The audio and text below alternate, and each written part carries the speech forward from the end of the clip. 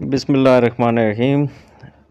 इस टॉपिक के अंदर हम केमिस्ट्री पढ़ेंगे अल्काइंस की, और उसमें जो सबसे पहले होगा वो होगा अल्काइंस की प्रिपरेशन। पहला मेथड है जी डीहाइड्रोहेलोजिनेशन ऑफ वैसिनल डाइहैलाइड्स। हम एक वैसिनल डाइहैलाइड लेंगे और उसमें से 2 हाइड्रोजन और 2 हैलोजन्स को निकालेंगे। ये रिएक्शन कैसे होगा? आप एक अल्कोहलिक पोटेशियम हाइड्रोक्साइड जो कि बेस है उसके साथ रिएक्ट करवाएंगे तो आपके पास अल्काइन बनेगा।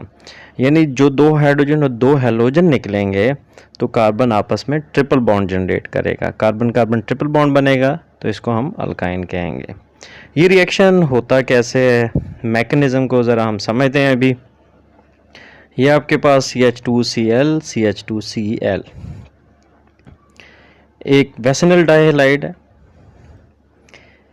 और जी ये हैं 2 पोटेशियम हाइड्रोक्साइड के मॉलिक्यूल्स जो कि रिएक्ट करेंगे वैसिनल डाइहैलाइड के साथ,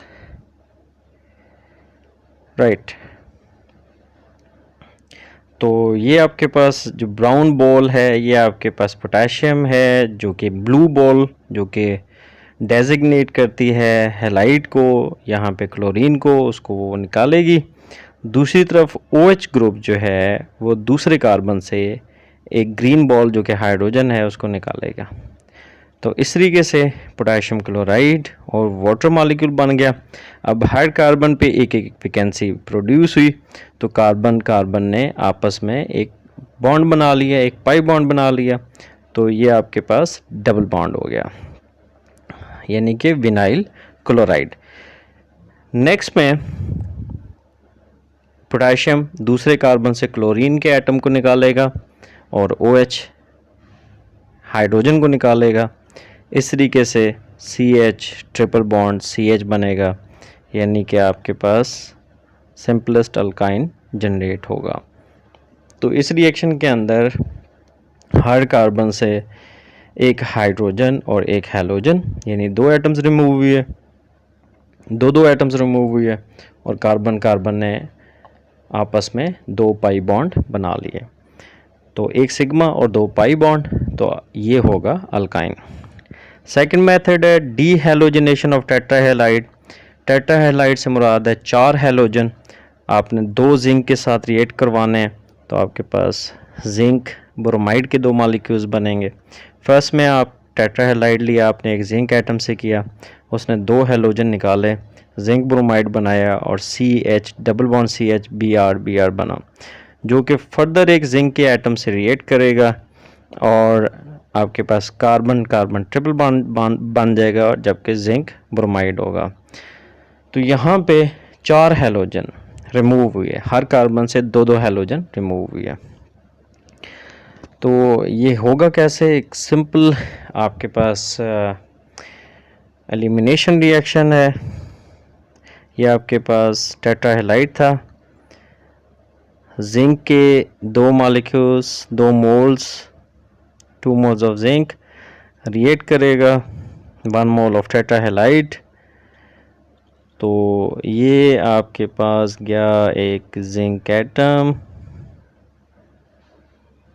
लें जी ये जी जिंक एटम, एक कार्बन से भी एक हैलोजन निकाला, दूसरे से भी एक हैलोजन निकाला, तो आप देख रहे हैं कि एक रॉड जनरेट हो रही है ग्रीन कलर में, ये पाई बॉन्ड है 2 कार्बन के दरमियान में बना, और एक आपके पास जिंक ब्रोमाइड या जिंक क्लोराइड का मॉलिक्यूल बन गया।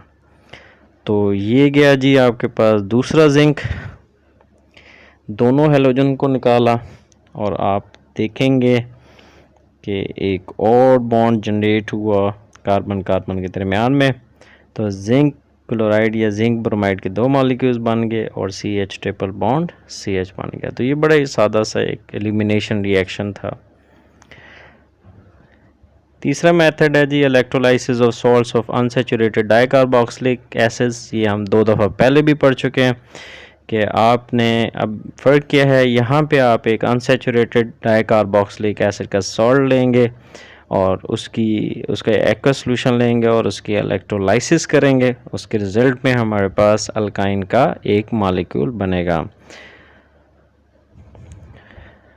कैसे होता है जी? सबसे पहले जो आपने सॉल्ट लिया पोटाशियम मैलिएट, उसकी इलेक्ट्रोलाइसिस की, तो आयनाइजेशन हुई सबसे पहले और आपके पास डाई एनाइन बना और साथ में केटाइन बना। एनोड पर डाई एनाइन जाएगा, सबसे पहले अपने 2 इलेक्ट्रॉन रिलीज करेगा यानी कि ऑक्सीडाइज होगा और डाई रेडिकल बनेगा। और डाई रेडिकल फ्री रेडिकल हैं, अनस्टेबल हैं, अपने आप को स्टेबल करने के लिए बॉन्ड रीअरेंजमेंट करेंगे और उस रीअरेंजमेंट के रिज़ल्ट में कार्बन डाइऑक्साइड के 2 मॉलिक्यूल्स इवापोरेट करेंगे और वो कार्बन जो कि कार्बोक्सिलिक एसिड के कार्बन के साथ शेयरिंग कर रहे थे इलेक्ट्रॉन CH, वो आपस में कार्बन आपस में इलेक्ट्रॉन्स की शेयरिंग करेंगे और इसके रिज़ल्ट में जहाँ पे पहले 2 बॉन्ड थे वहाँ पे 3 बॉन्ड जनरेट हो जाएंगे। तो CH ट्रिपल बॉन्ड CH यानी इथाइन बना और कार्बन डाइऑक्साइड। सिंपली इलेक्ट्रॉन्स की रीअरेंजमेंट के रिजल्ट में कार्बन डाइऑक्साइड के मॉलिक्यूल्स रिलीज हुए और आपके पास अल्काइन का मॉलिक्यूल बना। कैथोड पर रिडक्शन का प्रोसेस होता है, वाटर का मॉलिक्यूल जो है वो इलेक्ट्रॉन्स को गेन करेगा और हाइड्रोक्सल आयन जनरेट करेगा, साथ में H रेडिकल भी बनेगा, वो H रेडिकल आपस में मिलकर हाइड्रोजन गैस बना लेंगे, जबकि पोटाशियम और हाइड्रोक्सल आयन सॉल्यूशन के अंदर रह के सॉल्यूशन को अल्कलाइन करेंगे। सो कैथोड पर हाइड्रोजन रिलीज होगी। तो हम इस रिएक्शन को, इस प्रोसेस को डेमोंस्ट्रेट कैसे कर सकते हैं? ये हमारे पास एक इलेक्ट्रोलाइटिक सेल जिसके अंदर इलेक्ट्रोलाइटिक सॉल्यूशन है, 2 electrodes cathode and anode. Electrolytic cell के अंदर एनोड पे पॉजिटिव चार्ज, कैथोड के ऊपर नेगेटिव चार्ज। तो अब हम जाते हैं ज़रा रिएक्शन के सेल के अंदर क्या हो रहा है, कौन सा रेडॉक्स रिएक्शन होगा जी। सो ये आपके पास है सोडियम या पोटाशियम मैलिएट। तो सबसे पहले क्या होगा जी? सबसे पहले होगी जी आयनाइजेशन। ब्लू बॉल्स जो कि आपके पास सोडियम के आयन्स हैं, एटम्स हैं, सेपरेट हुई है और दे जनरेट पॉजिटिव चार्ज और कार्बन के ऊपर नेगेटिव चार्ज आया। जब उन्होंने अपने 2 इलेक्ट्रॉन्स रिलीज कर दिए, दे बिकम रेडिकल। तो ये जो ग्रीन बॉल्स हैं, small balls, these are the electrons और ये जा रही हैं जी एनोड की तरफ, यानी कि एनोड पे ऑक्सीडेशन का प्रोसेस। सो ये रीअरेंजमेंट हुई, कार्बन डाइऑक्साइड के 2 मॉलिक्यूल्स रिलीज हो गए। कार्बन के दरम्यान जो डबल बॉन्ड था, एक और बॉन्ड जनरेट हुआ यानी कि ट्रिपल बॉन्ड। ब्लू बॉन्ड आपने देख लिया है कि बाद में अपीयर हुआ, ये CH ट्रिपल बॉन्ड CH बन गया। तो ये रिएक्शन हुआ एनोड के ऊपर। अब देखते हैं कैथोड पे क्या होने जा रहा है। ये वाटर मॉलिक्यूल, तो ये इलेक्ट्रॉन आया, यहाँ पे वाटर के 2 मॉलिक्यूल होते हैं जी। अब ये उसको वाटर के मॉलिक्यूल को रिड्यूस करेगा, हाइड्रोजन एक सेपरेट हुआ, OH नेगेटिव सेपरेट हो गया। ये हाइड्रोजन अपने जैसे दूसरे हाइड्रोजन के साथ मिलकर हाइड्रोजन गैस बना लेगा। इंडस्ट्रियल मेथड प्रिपरेशन का इथाइन का, कैल्शियम ऑक्साइड कार्बन के साथ रिएक्ट करके at 2000 degree Celsius calcium carbide बनाता है, साथ में कार्बन मोनोऑक्साइड बनता है। अब ये रिएक्शन जो है वो एक इलेक्ट्रिक फर्नेस में होता है जहाँ पे ये हाई टेम्परेचर दिया जाता है।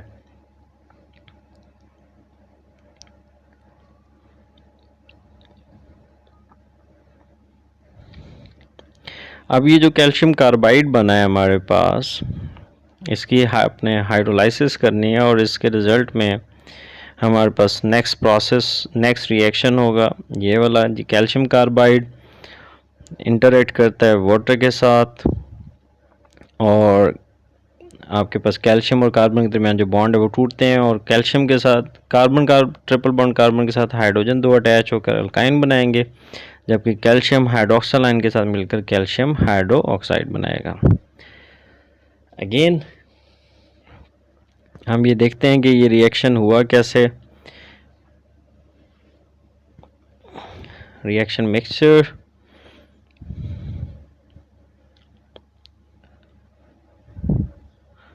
ये आपके पास जी है कैल्शियम कार्बाइड, और कैल्शियम कार्बाइड जो है उसकी हाइड्रोलाइसिस जो कि वाटर के साथ होने वाली है।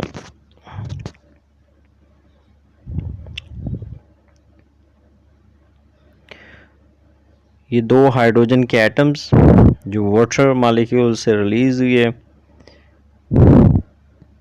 और ये कार्बन के साथ अटैच होंगे, बॉन्ड ब्रेक होगा कैल्शियम के साथ।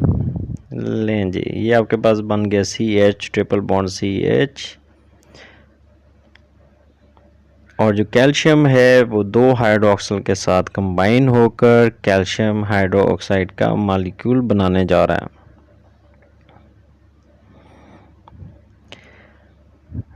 लें जी, कैल्शियम और दो हाइड्रोक्सिल आयन एक दूसरे के अप्रोच करते हुए और ये बनाएंगे आपके पास calcium hydroxide Ca bracket OH bracket twice.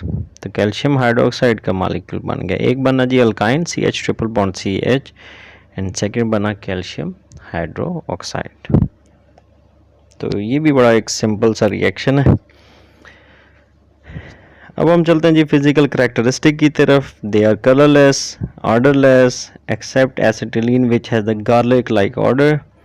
First 3 members are gases at room temperature. The next 8 members are liquids and higher members are solids. Melting and boiling points, well, the densities increases usually with increase in molecular mass. Molecular mass बढ़ाते जाएंगे तो ये property भी increase करती जाएंगी. They are non-polar and dissolve readily in the solvents like ether, benzene and carbon tetrachloride. अब क्योंकि ये नॉन पोलर हैं तो इसीलिए इनकी सॉल्युबिलिटी भी जो है वो नॉन पोलर लिक्विड्स में होती है, जैसे कि ईथर है, बेंजीन है, कार्बन टेट्राक्लोराइड है। तो ये इनकी simple physical properties.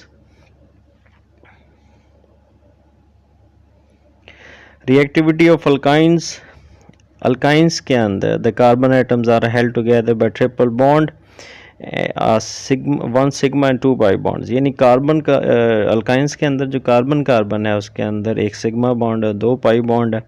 The electron density between carbon atoms is very high with which draws atoms very close to each other.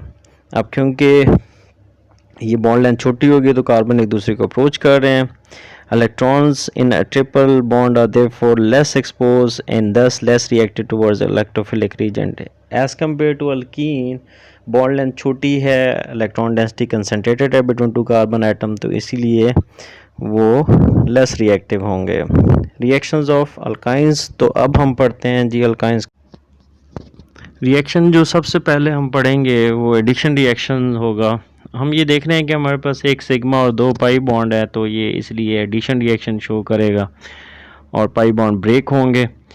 सबसे पहले हम पढ़ेंगे जी हाइड्रोजनेशन को, और आपको पता है जिस तरीके से अल्केन और अल्कीन की हाइड्रोजनेशन हमने पढ़ी थी इन प्रेजेंस ऑफ कैटलिस्ट, यहाँ पे भी कुछ ऐसा ही मामला होने जा रहा है। अल्काइंस रिएक्ट करेंगे हाइड्रोजन गैस के साथ इन प्रेजेंस ऑफ कैटलिस्ट। ये आपके पास इथाइन। सबसे पहले हमने एक हाइड्रोजन का मॉलिक्यूल ऐड किया इन प्रेजेंस ऑफ रेने निकल और इसने बनाया ethene CH2 double bond CH2। Next हमारे पास जो अल्कीन का मॉलिक्यूल है उसके अंदर एक और हाइड्रोजन का मॉलिक्यूल ऐड होगा इन प्रेजेंस ऑफ निकल कैटलिस्ट, तो आपके पास इथेन बनेगा CH3 ये आपके पास इथेन है, इसको करेक्ट कर लीजिए। तो अब ये हम समझने जा रहे हैं कि ये होगा कैसे। CH ट्रिपल बॉन्ड CH जो बेसिक आपके पास रिएक्टेंट है रिएक्ट कर रहा है हाइड्रोजन गैस के साथ। ये आपके पास H2 के 2 मॉलिक्यूल्स हैं। They are passing over the catalyst nickel, और निकल कैटलिस्ट के साथ जब ये इंटरेक्शन डेवलप करेंगे तो इनकी आपस की जो एसोसिएशन है वो वीक हो जाएगी, डिमिनिश हो जाएगी, ख़त्म हो जाएगी, and they get separated from each other, एक दूसरे से अलहदा हो जाएंगे। तो अब ये हम मेटल हाइड्रोजन इंटरेक्शन देखने जा रहे हैं जी। So this is the adsorption on the metal surface. Next, जब आप अल्काइन मालिक्यूल गुजारेंगे तो ये भी इंटरेक्शन डेवलप करेगा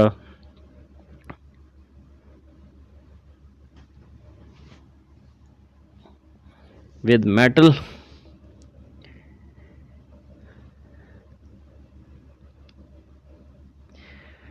राइट, तो एक पाई बॉन्ड ब्रेक हुआ यहाँ पे। हाइड्रोजन का मॉलिक्यूल वन बाय वन, एक हाइड्रोजन एक कार्बन पर, फिर दूसरा कार्बन दूसरा हाइड्रोजन दूसरे कार्बन पे अटैच होगा, तो ये आपके पास बन गया इथीन। एंड फर्दर मोर एक और हाइड्रोजन का मॉलिक्यूल ऐड हुआ at the cost of pi bond break होगा और ये मॉलिक्यूल जो है वो ऐड हो जाएगा। तो ये आपके पास जब ये एल्केन बना तो ये डिटैच हो जाएगा मेटल सरफेस से। Addition of halogens, CH triple bond CH chlorine के साथ रिएक्ट करेगा in presence of carbon tetrachloride. तो फर्स्ट ये डाइहैलाइड बनाएगा और डाइहैलाइड में एक और जब क्लोरीन का मॉलिक्यूल ऐड होगा तो ये आपके पास टेट्राहैलाइड बनाएगा। और ये रिएक्शन जो है वो हो रहा है कार्बन टेट्राक्लोराइड में, जो कि एक इसको मीडियम प्रोवाइड करेगा।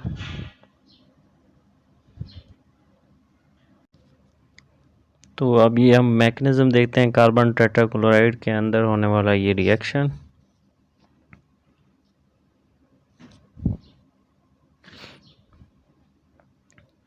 So this is halogenation of alkynes.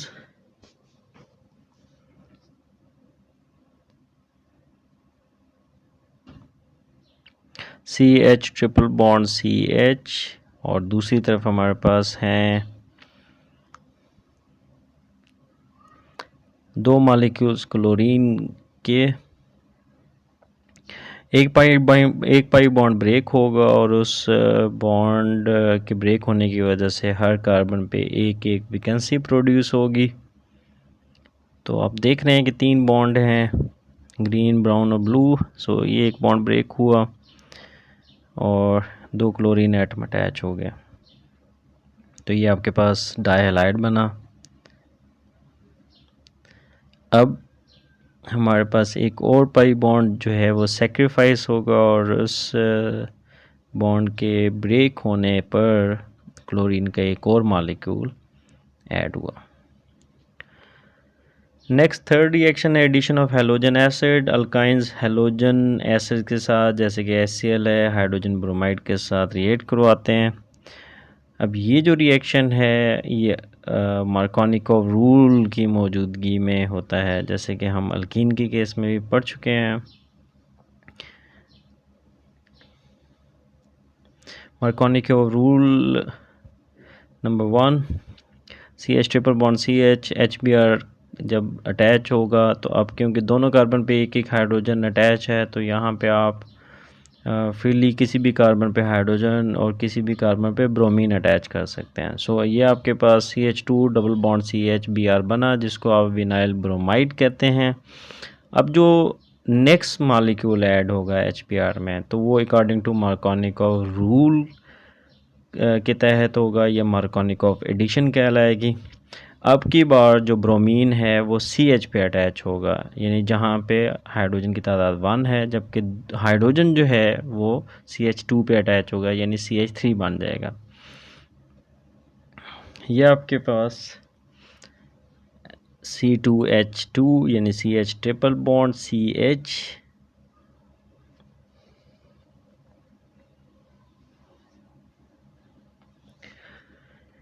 React करता है HBr के 2 मॉलिक्यूल के साथ। हम 1 बाय 1 देखेंगे कि ये एडिशन कैसे होती है। तो लें जी, पहला मॉलिक्यूल ऐड होने जा रहा है।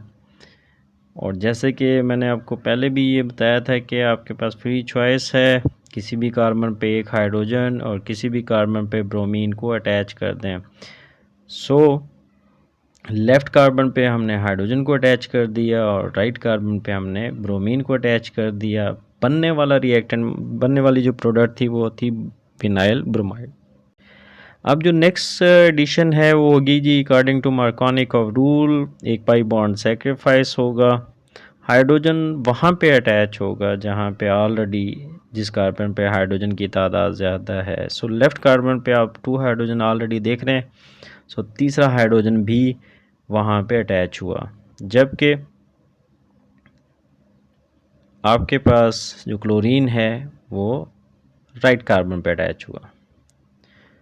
तो इस तरीके से जो फर्स्ट एडिशन हुई वो हुई इंडिपेंडेंटली इस केस के अंदर, और सेकंड जो एडिशन हुई वो according to Markovnikov rule add हुआ। तो इस तरीके से हमने 2 हैलोजन और 2 हाइड्रोजन ऐड किए। नेक्स्ट हमारे पास है जी एडिशन ऑफ वाटर।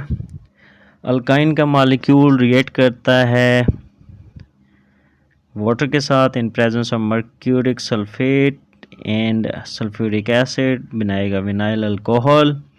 और विनाइल अल्कोहल एक अनस्टेबल इनोल है जो कि बॉन्ड रीअरेंजमेंट के रिज़ल्ट में या आइसोमराइजेशन के रिज़ल्ट में एसिड एल्डिहाइड बनाएगी। अब क्योंकि ये एसिड एल्डिहाइड बनाएगी, बाकी जो अल्काइंस होंगे आपके पास वो कीटोन्स बनाएंगे। तो ये आपको पता है कि एल्डिहाइड्स और कीटोन्स क्या होते हैं। तो यहाँ पे जो मेन पॉइंट हैं वो 2 हैं, एक तो विनाइल अल्कोहल और फिर विनाइल अल्कोहल से जो आइसोमराइज़ हो रहा है और आइसोमराइजेशन के रिज़ल्ट में एक स्टेबल स्ट्रक्चर बनाते हुए ये एसिटाल्डिहाइड बनाता है। तो इन 2 चीज़ों को हमने एक्सप्लेन करना है कि ये कैसे हुई।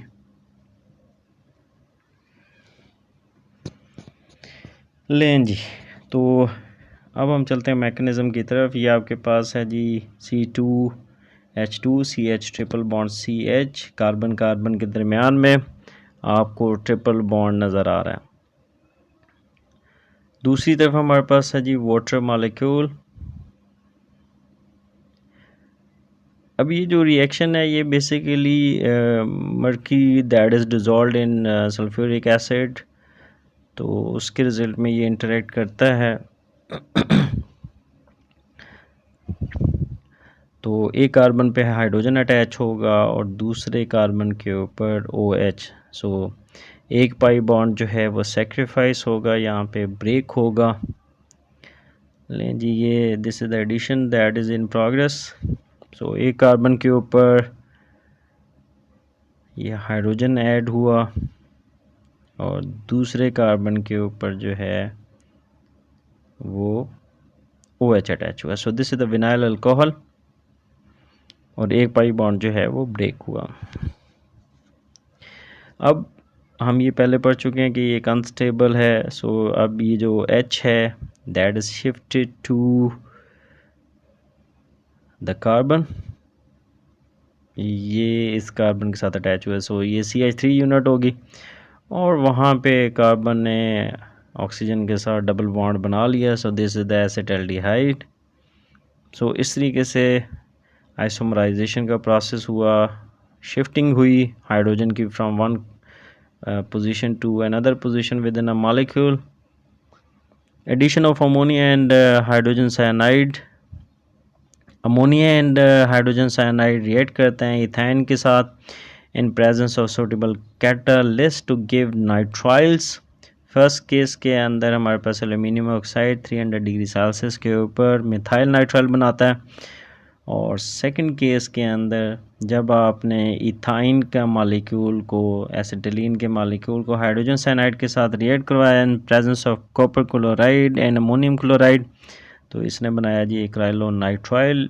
इसी के मैकेनिज़्म को हम आगे जाके हाईलाइट करेंगे, डिस्कस करेंगे अपनी लो पॉली एनिमेशन में। राइट जी, मैकेनिज़्म क्या है आपके पास, जो कॉपर है वो हाइड्रोजन साइनाइड के साथ रिएक्ट करता है, कॉपर साइनाइड बनाता है और हाइड्रोजन पॉजिटिव रिमूव होगा। ये कॉपर साइनाइड जो है वो ऐड होगा अल्काइन के साथ, और copper carbon double bond carbon in cyanide, जबकि हाइड्रोजन जो है वो कॉपर को रिप्लेस कर देगा और आपके पास अल्काइल नाइट्राइल बन जाएगा, जबकि कॉपर पॉजिटिव जो है वो सेपरेट हो जाएगा। इसी चीज़ को अब हम एलोबरेट करने जा रहे हैं अपनी लो पॉली एनिमेशन के अंदर।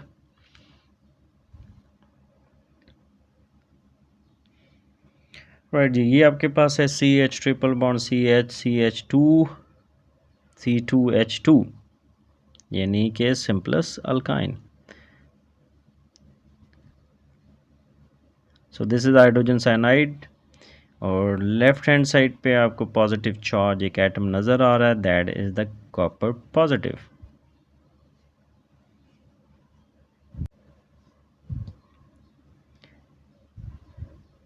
सो this is the copper positive.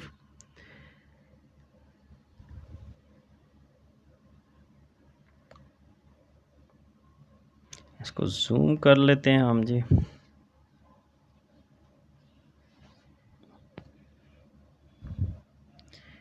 So hydrogen from hydrogen cyanide is replaced by the copper. So copper cyanide बन जाएगा आपके पास। ओहो, so this is copper CuCN, and on the other hand we have the hydrogen, that the hydrogen positive. Copper cyanide is going to add to C2H2, एक bond break हुआ, right. सो ये आपके पास bond break हुआ copper और cyanide, and further copper is replaced by the hydrogen. So this is the alkyl nitrile, CH2 alkyl nitrile.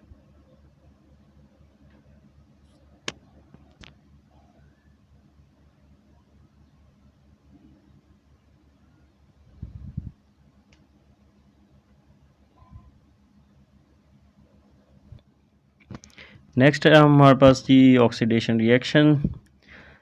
सबसे पहले हम पढ़ेंगे हाइड्रोजाइलेशन।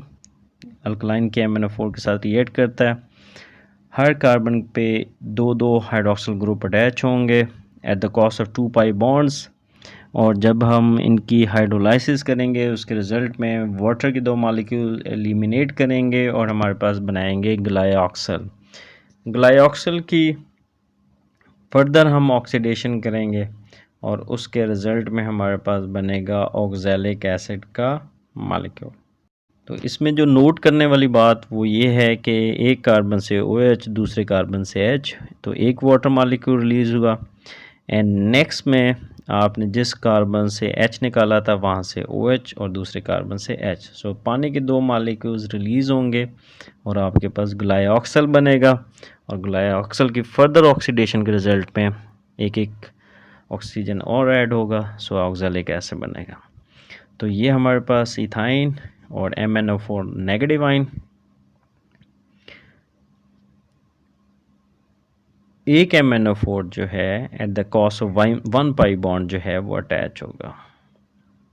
तो अब हम ये देखते हैं कि कैसे होगा। Right, so this is the first MnO4 negative आइन।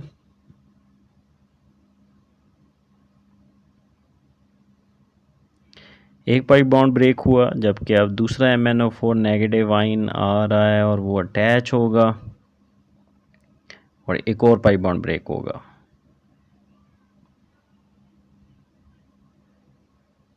So this is the addition of second MnO4 negative आइन।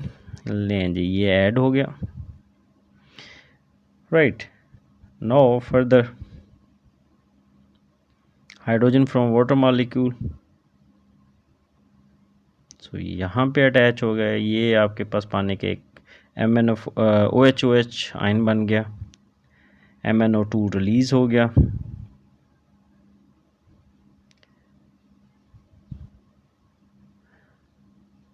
सो ये 2 हाइड्रोजन और आ रहे हैं और ये ऑक्सीजन के साथ अटैच होकर OH बना लेंगे और हमारे पास MnO2 रिलीज़ हो गया। सो 4 हाइड्रोक्सिल आयन जो है वो अटैच हुई। अब वो अपने आप को किस तरीके से रीअरेंज करेंगे। So there is the rearrangement. ये पानी का एक मालिक्यूल रिलीज़ हुआ, एक कार्बन से OH और दूसरे कार्बन से H। So water molecule release हो गया। और नेक्स्ट तरतीब देखें जी, अब दूसरे कार्बन से OH और पहले कार्बन से H।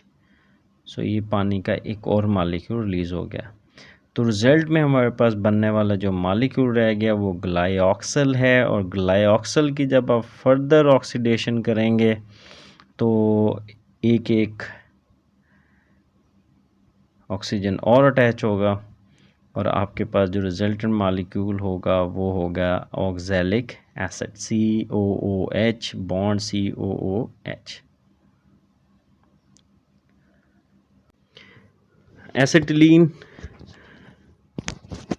एसिटिलीन के मालिक्यूल के साथ in presence of copper chloride and ammonium chloride ये बनाएगा विनाइल एसिटिलीन। सो CH2 डबल बॉन्ड CH, ये आपके पास है विनाइल और इसके साथ अटैच होगा C triple bond CH। So this is the acetylene. So vinyl acetylene is found also termed as 1-butene-3-ine। तो यहाँ पे जो रिएक्शन है वो होगा acidic solution of copper chloride and ammonium chloride. और फिर जो आपके पास रिएक्शन मिक्सचर होगा उसको आप स्टैंड रखेंगे फॉर सेवरल आवर्स। ये आपके पास जी विनाइल एसिटिलीन बना जैसे कि हमने पहले भी किया था। सो नेक्स्ट एक और एसिटिलीन का मालिक्यूल ऐड होगा और आपके पास डाई विनाइल एसिटिलीन बनेगा। If HCl is added to vinyl acetylene, chloroprene is obtained which readily polymerizes to neoprene used as the synthetic rubber। यानी कि अगर आप विनाइल एसिटिलीन को कंसनट्रेटेड HCl के साथ रिएक्ट करते हैं तो आपके पास बनने वाला कंपाउंड क्लोरोप्रीन है और क्लोरोप्रीन की पॉलीमराइजेशन के ज़रिए आप नियोप्रीन बना सकते हैं जो कि एक सिंथेटिक रबर है। So this is the reaction mechanism. Copper chloride and ammonium chloride की प्रेजेंस में आपके पास एसिटिलीन के मॉलिक्यूल्स पॉलीमराइज होने जा रहे हैं जी। Right, so we have 2 molecules of acetylene, CH triple bond CH and another CH triple bond CH. When 2 approaches to each other होता क्या है। राइट जी, ये हाइड्रोजन गया इस कार्बन के ऊपर और इस कार्बन ने एक बॉन्ड बना लिया साथ वाले कार्बन के साथ। सो विनाइल एसिटिलीन बन गया। सो this is the HCl molecule जो कि ऐड होने जा रहा है कार्बन ट्रिपल बॉन्ड कार्बन पे। सो ये बन गया CH2 double bond CHCl। So this is the chloroprene और इसकी जब पॉलीमराइजेशन करेंगे तो आपके पास एक नियोप्रीन बनेगा। Chloroprene polymerization resulting in neoprene that is a synthetic rubber। अब क्योंकि ये हमारे पास आउट ऑफ स्कोप हो जाएगा इस लेवल के ऊपर, अदरवाइज हम इसका भी मैकेनिज्म देखते हैं।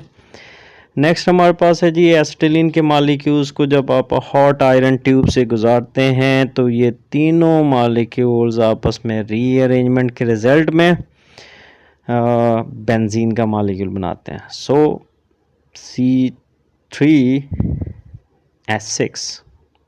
अब ये तीनों कैसे आपस में असेंबल्ड होते हैं और बेंजीन का मॉलिक्यूल बनाते हैं, ले जी हम देखते हैं। सो this is the hot iron tube.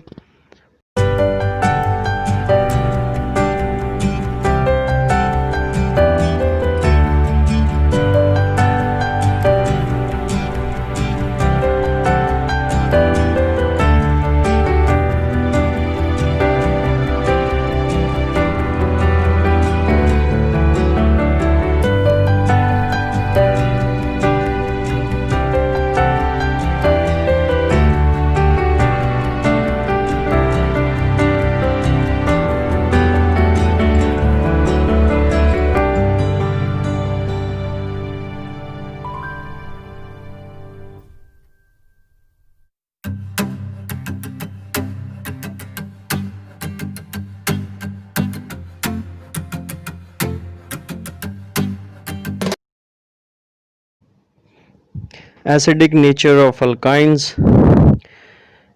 In ethine and other terminal alkynes like propyne, the hydrogen atom that is bonded to carbon atom with sps overlap. An sp hybrid orbital has a 50% s character in it. So carbon जो है वो sp hybridisation है और इनके अंदर 50% जो है वो s करेक्टर है। इसका मतलब है कि इस s करेक्टर की वजह से carbon atom being more electronegative than sp2 and sp3 hybridized carbon. So alkene और alkane के केस में यहाँ पे जो कार्बन है वो ज़्यादा इलेक्ट्रोनेगेटिव करेक्टर रखता है। As a result, the sp hybridized carbon atom of terminal alkyl pull the electrons more strongly, making the attached hydrogen atom slightly acidic, जिसकी वजह से जो इलेक्ट्रॉन्स हैं जो कि कार्बन और हाइड्रोजन के दरमियान में शेयर हैं वो ज़्यादा करीब हैं कार्बन पे। So hydrogen is getting released. यहाँ पे आपने अल्काइन को रिएक्ट करवा रहे हैं सोडामाइड के साथ NaNH2 in presence of liquid ammonia. So एक हाइड्रोजन जो कि कार्बन ट्रिपल बॉन्ड कार्बन जो टर्मिनल कार्बन था उसके साथ हाइड्रोजन अटैच था, दैट वाज रिलीज्ड और आपके पास सोडियम एसिटिलाइड बना। नेक्स्ट केस में CH triple bond CH, so we have 2 carbon that is replaced by sodium ions, तो NaC triple bond CNA that is sodium acetylide और साथ में हाइड्रोजन गैस का मॉलिक्यूल बना। Sodium acetylide is a very valuable reagent for chemical synthesis and is essentially ionic in nature. Acetylide of copper and silver are obtained by passing acetylene in ammoniacal solution of cuprous chloride and silver nitrate respectively. तो इसमें हमारे पास CH triple bond CH Cu2 Cl2 plus 2 NH4OH हमारे पास बना जी die copper acetylide और उसका जो colour होगा वो होगा reddish brown precipitate along with ammonium chloride and water. ये भी 2 मॉलिक्यूल्स बने। नेक्स्ट केस के अंदर हमने एसिटिलीन को रिएक्ट करवाया ammoniacal solution of silver nitrate के साथ, हमारे पास बना di silver acetylide white precipitate and साथ में बना अमोनियम नाइट्रेट एंड वाटर। तो हमारे पास जो नेक्स्ट रिएक्शन है उसका अब हम मैकेनिज्म देखने जा रहे हैं।